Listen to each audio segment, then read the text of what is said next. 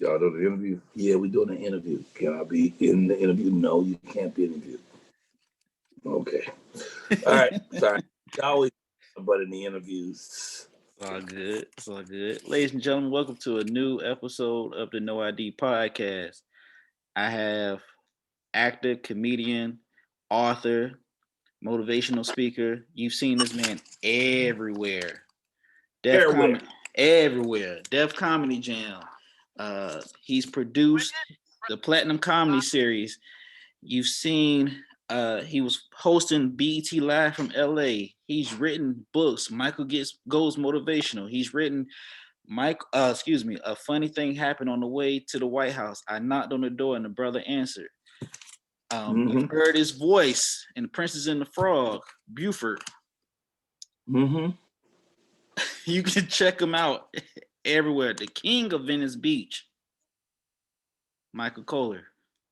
Hey, welcome. Woo, woo, woo, woo, woo. Yeah, he's here. I was telling you earlier, man, I studied you for a while. Been a big fan of yours for a while. I actually got introduced to you when you was House Party 3 Showboat. And yes, from there, I was hooked. You really played that part. People love the Showboat now. Got told Jim crackers for everybody. So what made you get Thank into you for the show. I appreciate it, Jerome. Go ahead. Thank you for being on. What made you get into comedy? What was the reason for you getting into comedy? I always liked being funny. I was a cut up as a kid, in school. I always, I could make people laugh. I didn't know people would pay me for it, because I started out as an actor in high school. And then later, trying to have a little acting career is very difficult. It's hard to get roles when it's so few roles and so many actors, but then people would pay me money right now to do comedy. So I started doing comedy and I loved it, so I've been sticking with that. And then by doing comedy so well, it brought me back around full circle to be able to get back into acting. In fact, I have a new movie out right now, which is the biggest movie I've ever done. It's on BET Plus. It's called Holiday Heartbreak, and I'm the star of it. So this is the first time in 34 years in this business that I'm number one on the call sheet, the star of the movie. And my co-host is AJ Johnson, who played Tyrese's mama in Baby Boy, and then also Lisa Ray, the fabulous Lisa Ray, plays a voodoo witch who put a spell on me, and Country Wayne is this fool trying to get his hands on my daughter. Matter of fact, he got his hands on my daughter, so I got to break the spell and fight with him. And it's really just an awesome, awesome play. It's called Holiday Heartbreak, and it's on BET Plus. Plus, you may or may not know that I also have my own morning show every morning on YouTube. And people, all they have to do is go to YouTube, subscribe to my page, The Michael Colyar Morning Show, The Michael Colyar Morning Show, and they can check it out. They don't have to go in the morning, although the show starts at 7 a.m. in Los Angeles, 5 days a week, Monday through Friday. But anytime, day or night, you can go to YouTube and put in The Michael Colyar Morning Show and look at any of the 128 episodes we've already done.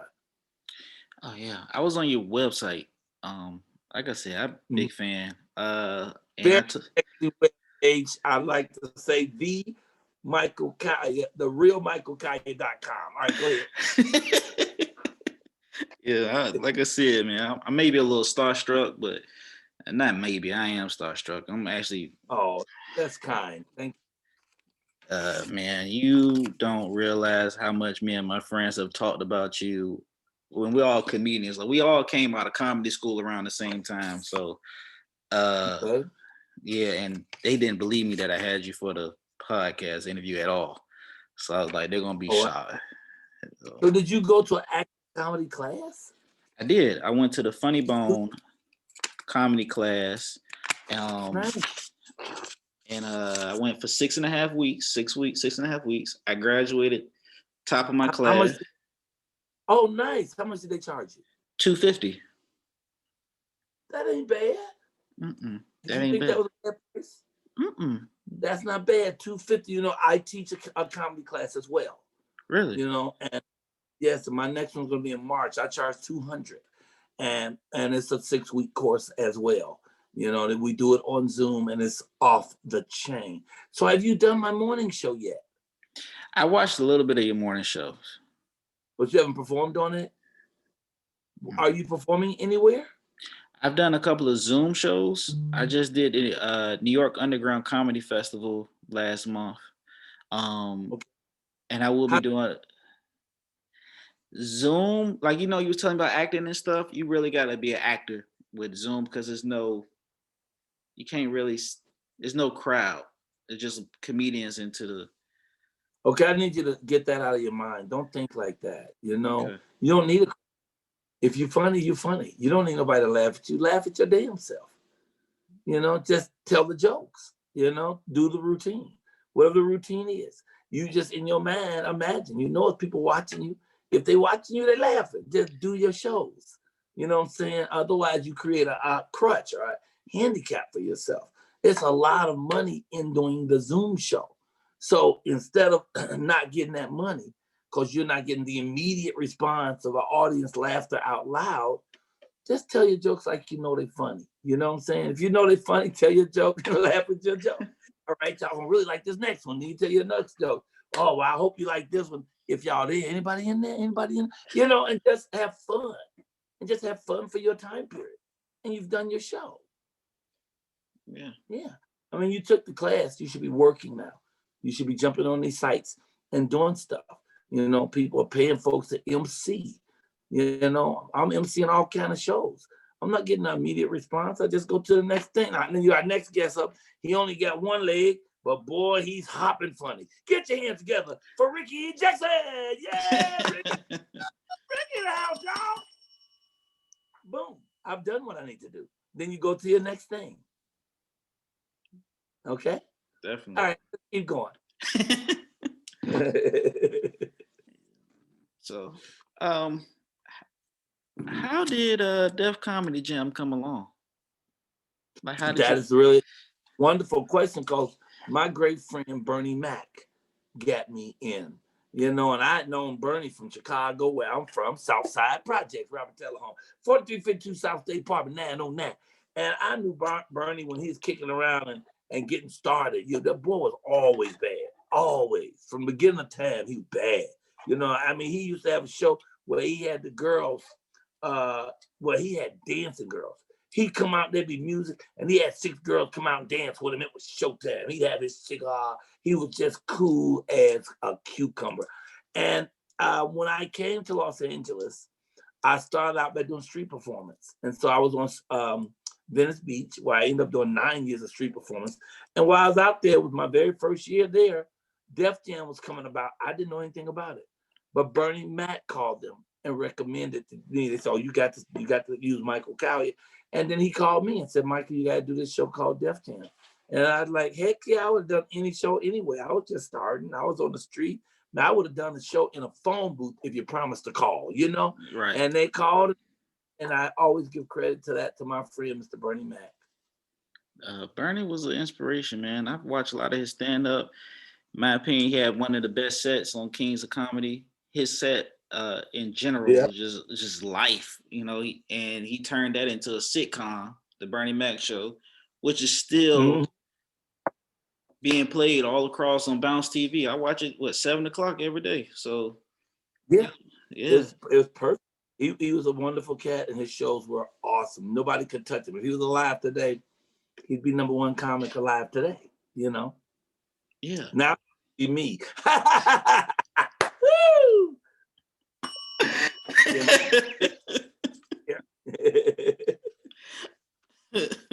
So how did the book come across? Like, how did you get into writing books? What happened? Book?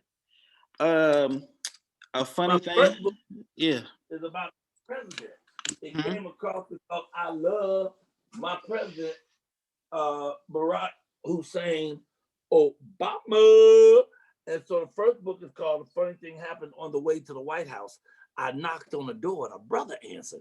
That's my first book. It's like a love letter and a lifting up of the president, of who I think is the first truly great president in my lifetime. And I never really cared about a president or politics. Pardon me. Until Barack Obama came in the game, because I always thought politics had nothing to do with me. I'm just one of the million pawns that politicians move around as they do what they do.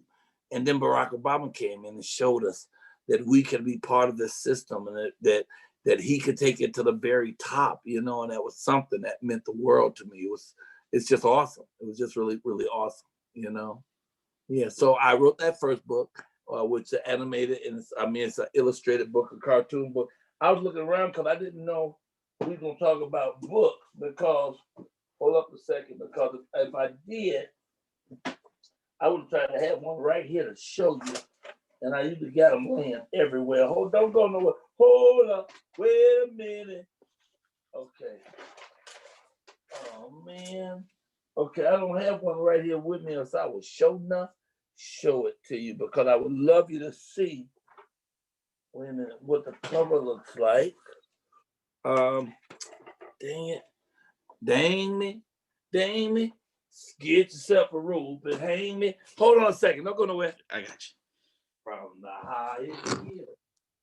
Dang me, if you will. Let me see where that. I can't believe that these books aren't close to the table. I should always have one right where I can reach over and pick one up and show it to you. I'm in my home studio here. La la la la la la la. Okay, well, I guess you want to use your imagination. Time right there. Hold up. Keep on right down here. Okay. Forget it. I'm sorry. I'm was not well prepared for that. So forget it. I don't have it with me right now. Oh, you know what I was just thinking? Hold up. Because I frequently talk about my book when I'm somewhere, people ask me about them. I have put together a page in my photographs with the books. Okay, bam, there you go with all of them. All right, here we go. This is the cover. That's the funny thing happened on the way to the White House. I knocked on the door, and a brother answered, and they're $10 each. Okay, that's my first book. My second book is called Miss Innocent Goes to Cool School and Other Silly Stuff. That's a poetry book for adult children. It's a cold hardback book. It's off the chain. And my third book is Michael Goes Motivational, which is motivational speaking from a comedic point of view. Yes, that's the three that's out. I got a new one. I just wrote actually two new ones, but only one I'm in love with. So I'll just have one more that's coming out too. But that's special. I can't tell you about that right now. I can tell you, but I had to kill you. So writing books, like, I've always been a poet, and I've always written. So now it's the time to start getting that paid for. We have all these wonderful talents in us, and we shouldn't leave that talent on the table. We should share it with the world, and in sharing it with the world is going to pay us for it. Well, it's a passion project, and that's what I read. It was passion, and I get passionate about podcasting, and I definitely get passionate about comedy. And this is something that I love to do, And the things I just turned 32 last month. The things the people that I've met, the things that I've seen on both sides is it's amazing. And I think one thing I like about comedy was it opened up the door for a lot of things. After I went to comedy school, I started taking acting classes. I wanted to, I wanted to do I wanted to be I want to be a threat. So I started taking acting classes at the Performance Playground in Norfolk. And it was $5 every Thursday. And it was from 8 p.m. to 12. And sometimes I stay in about 2, 3 o'clock in the morning and get right back up at 7 just to go to work at 8:45 in the morning, like it was nothing bothering me. And I had a mentor, Marlon Hargrave and James Cooper. We call him Pop. And a lot of talent came out of there, like Leonard Oates came out of there. And we started breaking down a lot of stuff where your mind started to open up to different things. And your name came up a couple of times. when we was talking about like different comedians and what they're doing. And Mhm. he started breaking down. He told me, man, you need to study Michael. He said you need to study you. But he would tell me to study you on mute so I could see your comedic presence and see how you walked across the stage and how interactive you were with the crowd. So that goes back to the elephant Mercedes joke, like you got the elephant behind you. You got the crowd really involved into that joke. It's actually on YouTube on the LOL network now. It should be on. It's on the LOL network. Yes, sir. And what is it that's on there? Is it my Bounce performance from Bounce TV? Your Bounce TV performance, I saw that one. I saw one. It was But it's like a what's on LOL? Is that what's on LOL? no, that's not on LOL. I think that was on your channel. I've never been on LOL. I need to look on there and see what they got on there on me because I've never even seen that network. I know that it's there. It's owned by Kevin Hart, right? Mm-hmm. Yeah, I know that it's there, but I've never people put my stuff on and won't even hire me. What about hiring me? You know what I'm saying? But anyway, I'm good. If you want me to, I can text you the link because I was watching it at work today and I was talking to some coworkers. I was like, By all means, text me the link. I'd love to see the link. yeah, It'd be great. That'd be great. my coworker's like, oh my Yeah. gosh, make sure you But get don't some rest. do it right. Don't interview player. Oh my bad, I got so excited. It And your was motivational. a pleasure, brother, man. I also have a one-man play that I'm doing across the country, and it's called Michael Colyar's Mama. That's my mama right there. If you like your mama, you're gonna love this play. I'm gonna do it in 100 cities around the country. So I basically, man, you should always do what you love. If you do what you love, even if you break even, you're ahead of the game. So I do what I love, and basically I break about even. But I'm thrilled. I mean, there's a lot of people make more money than me, but ain't nobody having more fun than me because I'm doing what I love to do, and I'm reaching people, I'm touching people, I'm healing people, I'm lifting people up, and all of that love and light comes back to me in some form or some fashion. You know. Yeah. And you are touching people. Your voicemail stuck out. Oh. Your voicemail. People call my voicemail even when they don't want to talk to me. They call just to listen to the voicemail and lighten their day up, And I'm like, I think that's pretty cool that I could, if there's any way that I can make your life feel a little bit better. It don't cost me nothing to be nice, Nice is easy. Nice is easy. Hard is Yeah. mean is hard. I mean, why not smile? Mean takes work, brother. Definitely.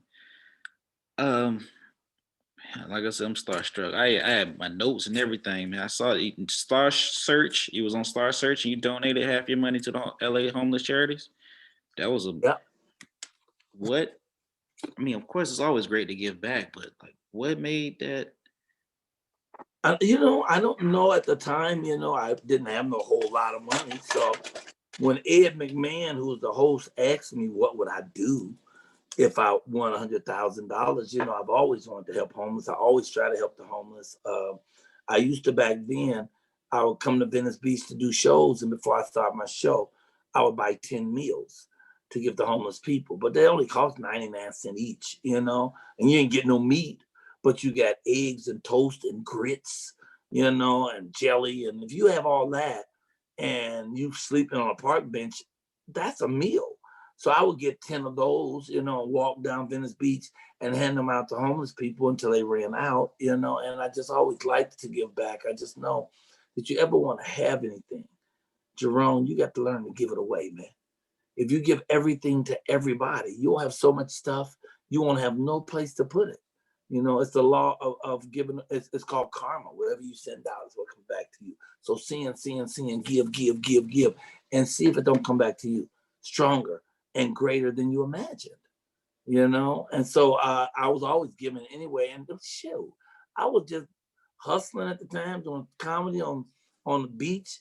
If suddenly I had 100,000, 50,000 would have been fine with me if I knew that I could take that other half and help people and lift people and heal people. And I've never looked back. It has been such a blessing to me to help other people.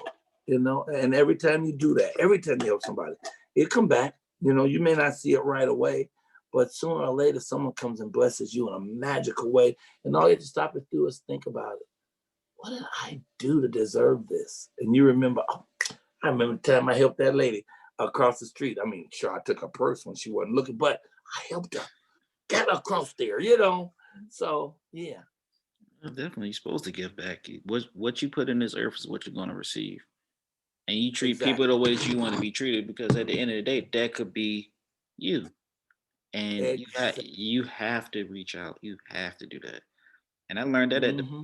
I was working in banking before where I'm at now, and yeah, I gave back a lot. I looked out, and where I was banking at, it was so much stuff that I was learning. I just had to share it, and it made sense. So I'm still learning.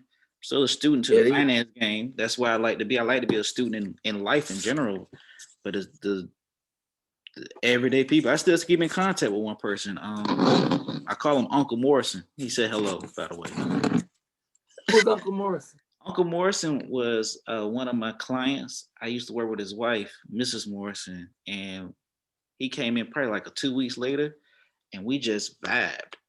And I gave him my phone number, and he needs to laugh. He'll call me if I need advice or motivation. I call him. So is he a comedian? And you still haven't made it clear to me who the hell he is. Is he a He's not a comedian? no. He's not a He's just comedian. Uncle Morrison. Uncle Morrison. This nigga walking down the street named Uncle Morrison. I call it Is This nigga, Antonio hey, Morrison. Uncle Morrison, how you doing? Oh, good. That almost sound like an old dude that walk real slow. As Uncle Morrison, and you know, I got a mule in the back that I'm trying to sell real cheap. Who the hell is Uncle Morrison? Morrison's my go-to, man. He's my go-to. He's my go-to. But I Yeah. don't want you to waste a comedy class. Mhm. If you took comedy class, I need you to be out doing comedy. And I, it's not just virtual. There are still some places that's open, right?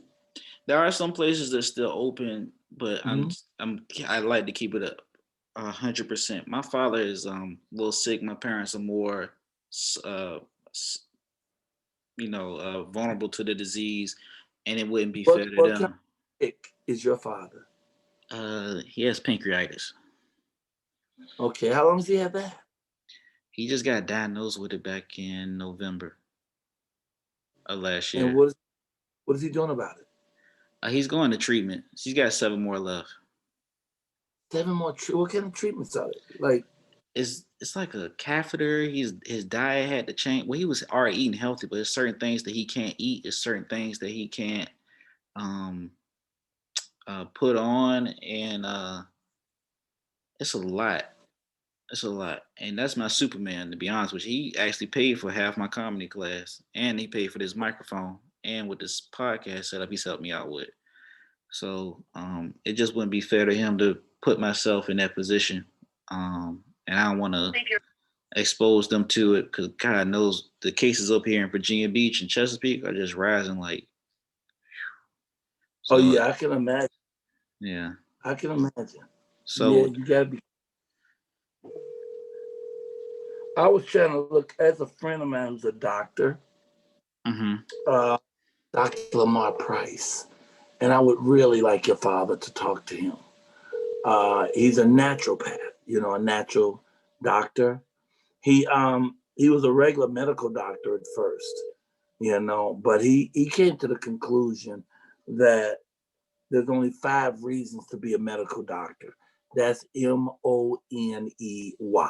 In the medical profession, they always trying to get you for the money. How much medicine can they sell you? How much could they charge you to be in their hospitals? Holistic medicine is kinder to your body. It's nicer, it's gentler to your body because it's all natural. It's coming from fruit and vegetable and natural things that grow from the earth. There's no chemical basis in it. And it also has to deal with your diet. What are you eating? And also your connectedness to spirit. So once I can find him, I would love it if your father or you could have a talk, or even better, if your father could have a talk with him and tell him, I'm sorry, I'm trying to call him in. If you could just tell him what's going on with him, because there's probably a better way, a gentler way, a nicer way, because you telling me treatments, that means either medication or radiation. you know, and neither one of those are good for the human body. That stuff ain't good. It's hard on you, you know. Sometimes you take that route and you fix one thing while you're damaging something else, you know. So I'm always pushing people to try to lean more towards holistic medicine, holistic modalities, you know. So if you're interested, you know, I can send you Dr. Lamar's number and you can reach out and just talk to him. It don't cost him nothing for you to talk to him, you know. But I want your father to be well and back eating up and at him. How old is He just turned 60 back on the 2nd of January. he? Young, man. It's a spring chicken, man. 3 days ago, I turned 64. I don't feel a day over 59. He should be up and at him on his next mission, you know? So I want him to be able to get around because then I want you to be able to get out that house because you got to go do your comedy or you got to at least do your comedy. One sec. You got to at least do your comedy online. You know, it's all kind of online comedy shows. Create an online comedy show. Create one with your friends. You said you went to comedy class. You got guys, y'all do comedy and talk about it. Get 2 or 3 of your friends together, do an online comedy show. Go on Zoom just like this or some form of, you know, if you do Zoom, you can get up to 80 people to watch you at a time. When I do my class, I only take 20 people. Sometimes I'm only do 15. And so we go through the classes for the 6 week, but on the 6th week, everybody performs for Zoom. And so I invite everybody who's watching my morning show. Incidentally, I got the Michael Colyar Morning Show, best show in the world. That's Michael Colyar Morning Show on YouTube. I invite everybody who's watching my morning show to watch my students do their final class. So it'll be 80 faces across the screen that you're performing to. So you have an audience that's laughing at your stuff and you see what works or what doesn't work. But you got to do the stuff you learn. And what's the sense of learning? I got a lot of friends, though, it's like that. They are professional students.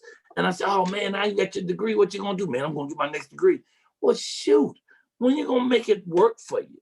You know what I'm saying? I mean, it's good to learn and learn and learn, but are you a professional learner? So you have a whole bunch of money stacked somewhere, so you're going to spend the rest of your life learning something?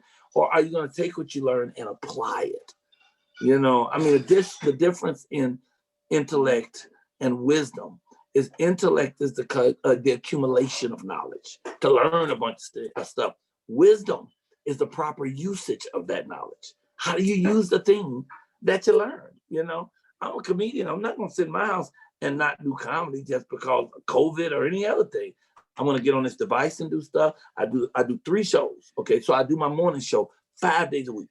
7 until 8:30 in the morning, Los Angeles time. I have me and my cold team, Christopher Richards, who's hilarious, is my sidekick, and my producer is Ebony Elijah. And then we have all kind of folks. My woman comes on, my queen. She's got a segment. Everybody comes on, do segments. We interview people. We do comedy, just all kind of stuff, music.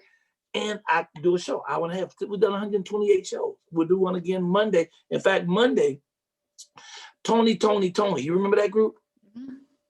Well, they're coming on, the original group. The only person not with them is Raphael Sadiq. So the rest of them are coming on this show as the original group and performing. I have a vocalist on it. I have scientists. I have teachers. And they come on the show and we have a good time. What am I telling you this for?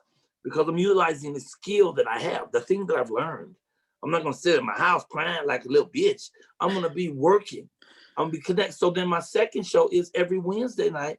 I do a thing called Superstar Interviews. Do you know what Saturday Night Live is? Yeah.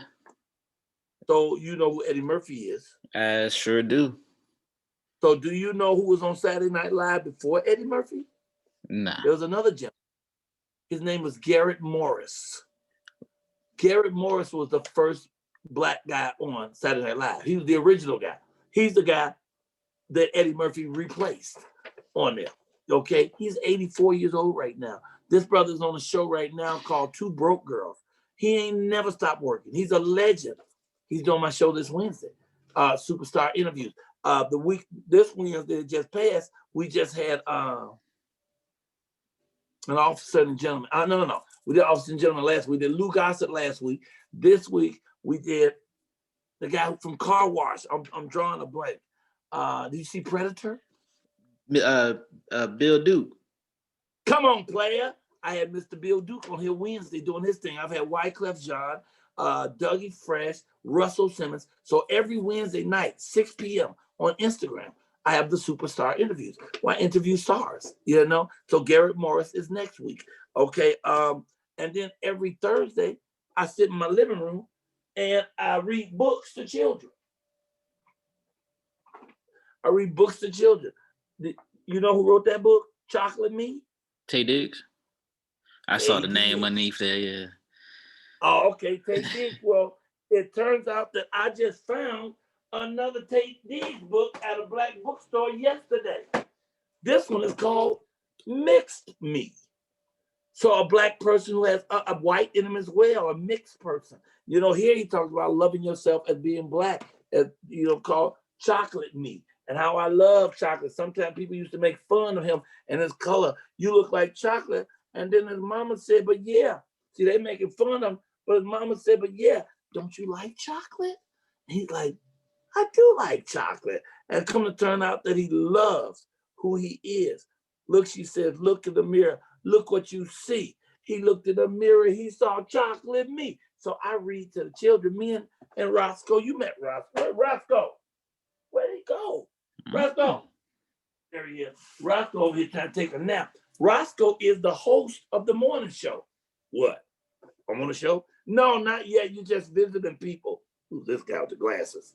He's a comedian. Well, he's not really a comedian because he don't do no comedy. What?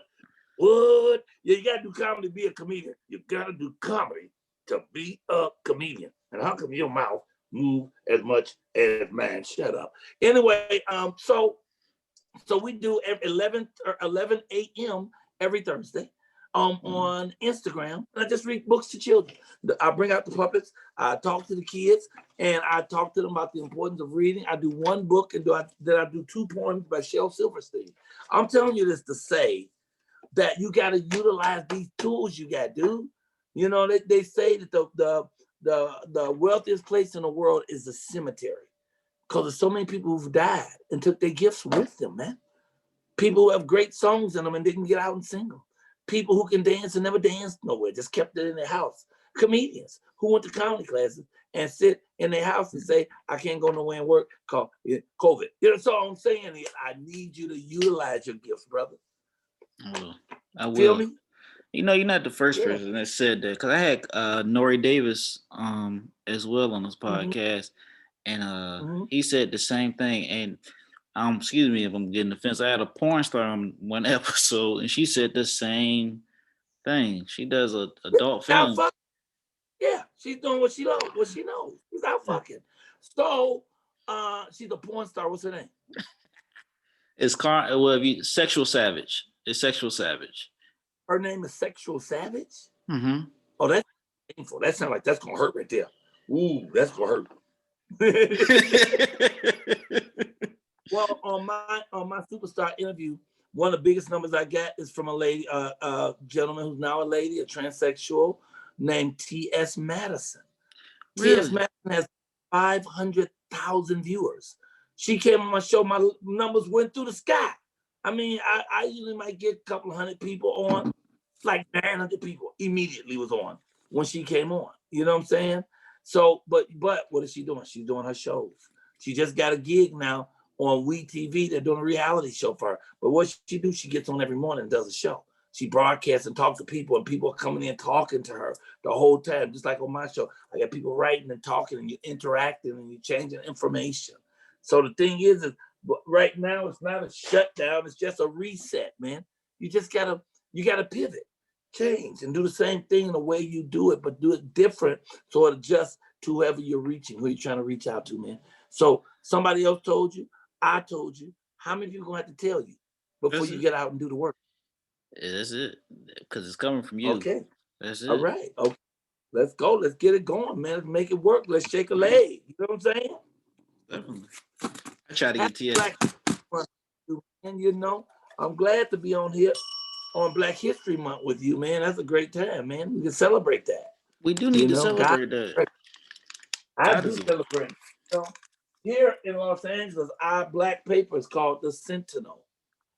And the cover of The Sentinel this week is Black History Month. A lot of the great black pioneers are right there. So this whole paper is just about Black pioneers, you know. And a lot of them I never heard of either, and I'm studying them. This guy, the patent for this guy came up with a patent for the light bulb. His name is Lewis Howard Latimer. You know, that was like the 1800s. I mean, brother's been doing cool stuff. Daniel Hale Williams, of course, we all learned about Daniel Hale Williams in school. He came up with blood plasma. You know, and unfortunately, he died in a hospital because they didn't have blood plasma for him, and he was in a car accident. You know, I mean, I just love studying us. I think we're so awesome. Ida B. Wells is a project in Chicago named after her, and she also was a civil rights leader who was an activist and became known because she brought international attention to lynchings, of how they lynched us. You know, she brought international attention to it because white folks used to lynch us just like they was going to a picnic. They would dress up for it, bring a picnic basket. They have on their suits. They took pictures. They even went so far as to cut pieces off of our bodies and leave them on their, as souvenirs on their mantle. You know, she brought attention to that. I grew up in a project called the Robert Taylor Homes. Robert Taylor was a cold brother. He's one of the first Black architects. He studied under who went to Tuskegee. He studied under the great guy. Was it the one Booker T. Washington? Who did Tuskegee? Who's at Tuskegee Institute? He studied under him. You know, so I'm proud to be Black. You know, and so they got Scott Joplin in here who did the ragtime music. You know, so you should be studying it because for me, Black History Month is every month for Black people. Now, whether they decide to celebrate it or not, that's up to them. But I celebrate it every day and all day long because Black people are my favorite people in the whole wide world. And I say that in a room full of white people. Yes, sir. What's next? No, I studied Marion Barry. I studied Fela Kuti. Yeah. Malcolm X is one of the inspiration where were the Black frames. Dick Gregory. That was Dick Gregory, my great friend, man. Yeah. You want to talk about a great comedian. Dick Gregory was a bomb.com. So smart. Oh, God, if he was alive today, his take on what's going on with COVID and what's going on with our political system would blow your mind. Such a genius, such a wonderful, wonderful, powerful man. Yeah. So, yes, study him more. Study him. He's somebody to study, you know? In fact, I'm calling his son today, and I wrote it down. Look, I wrote it down. No, I thought I had it on that page. I wrote it down today that I'm calling his son. His son, look. See if you can see that name. Right there. See what it says? I just see Christian Gregory. It says Christian Gregory. That's his son. I'm supposed to put a call into him today, you know? So go ahead. What else you come on here to talk about, man? You got my time. Make the best of it. What else? Oh, man. So what advice do you have to up and come? Well, you already gave a Jules about being an up and coming comedian. What about, like, you know, if I'm a comedian, I'm breaking off into acting. What about writing and stuff like that? Like, is it? Have you ever thought about like writing your own scripts? Maybe start doing short films or anything like that? Since you just got. I do all of that, brother. I write films. I produce films. My new movie out right now. I'm a producer on that, on Holiday Heartbreak. You know, I have a series that's written. Gregory, a Christian.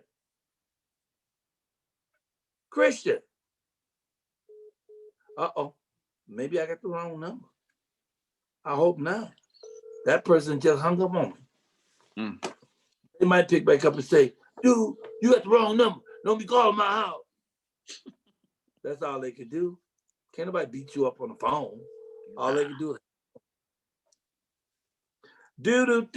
No. I have all kind of plays. I have sitcoms that I've written, you know, and now I push them. I get out there and take them around and sell them. You got to be writing. And I'm writing a 1 hour special, a brand new one with all material no one's heard. I'll be through writing that March 15th, brother. Really? Yeah. I just submitted a stand-up special to NBC Unit Tips, and I submitted the podcast over as well too. Oh, fantastic. But see, I want to see your comedy. I could probably bring you on my show, but I gotta see your comedy. And we have a comedian on my morning show every morning at 10 minutes after 7. 7:10 is what Michael's comedy platform. We put on 128 comedians. You know? He must be, what's the name? This dude must be, he must be in a meeting or something, because he picked up and hung up, and now he ain't picking up. Yo, Christian Gregory, Michael Colyar, call me back, brother. We're talking about you today. Bye. So yeah, man. So I want you to use all these tips and all this information you have. I want you to use the fact that you have a mother and a daughter that sponsors you, supports you, man. I want you to help your father heal, you know, and I want you to learn everything you can about your craft so you'll be good at it. Just keep working. You'll look up and have your own show somewhere, and then I can come and beg you for a job. Oh man, you know, I got a motto. I don't never want anybody to work for me. I want you to work with me. I'm self-entrepreneur, self-starter. That's just what it's about. And this is a platform. I still call it a podcast, but it's really just a show, because I don't want to put myself in the box, because there's gonna be some more stuff that I really want to do. I mean, I just bought a book on how to write scripts. I actually want to release a comedy album. I want to bridge into that. I'm trying to learn how to rap on beat. So I've been taking advantage of it. Good. So, good for you. At least you're trying. You're going forward. Once again, the only advice I can give you or anybody is, if you think you want to do something, do it. Don't talk about it. Be about it. You know, get your comedy down, write your material, perform for your daddy and your mama and your sister. Write material, and once a week, do a show for them. I had Melissa Williams on my show. You know Melissa L. Williams? She's on the Oval on BET. She plays a twin on the Oval. Mm-hmm. Well, she's awesome. She was one of my superstar guests Wednesday. I had her and Bill Duke. Those were my guests. And she said that what they do in her family is they have a talent show every year. They have a talent show, just family members. And they all get together. Somebody might sing, somebody might dance, entertain your dad. He's in there. Man, you should have once a week Sunday comedy show with Jerome. And burst into your dad's room, and your mom and your sister should be all in there sitting down. Y'all should have popcorn and stuff and perform to them. Just perform to them. Just keep building your material. Trying new stuff. Just keep on hitting them with funny stuff. You know? Yeah. And that's going to be building your comedy muscle. And see, success is when opportunity meets preparation. You keep preparing. Somebody will call you and say, hey, man, we're about to do a comedy show. You're going to be cold, brother, because you've been practicing this stuff on your parents and your sister every day. And they're going to be your best critics because they know your work.